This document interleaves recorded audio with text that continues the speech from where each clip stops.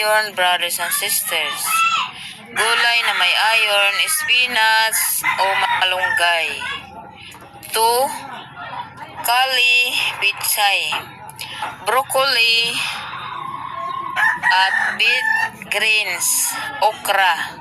Pwede ito. Iron rich, gulay for iron. Pagkain para sa hemoglobin.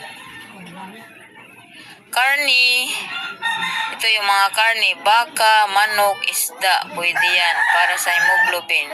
Kapag kulang ka sa tulog, kumain ka ng karni, ng baka, karni ng manok, o isda. Gulay, spinach, broccoli, kali, legumes, munggo, sitaw, chickpeas, prutas, orange, saging, kiwi, nuts at seed, almonds, pumpkin seeds, hemoglobin boost. Genesis 6 verse 9, paglilinis ng mundo. 2. Si Jesus at ang templo. According to Matthew 21 verse 12 to 13, paglilinis ng templo.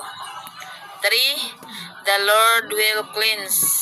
According to Isaiah 1 verse 25, pasensya na, may mga manok sa paligid. So,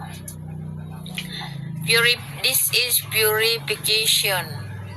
When God cleans house. Purification.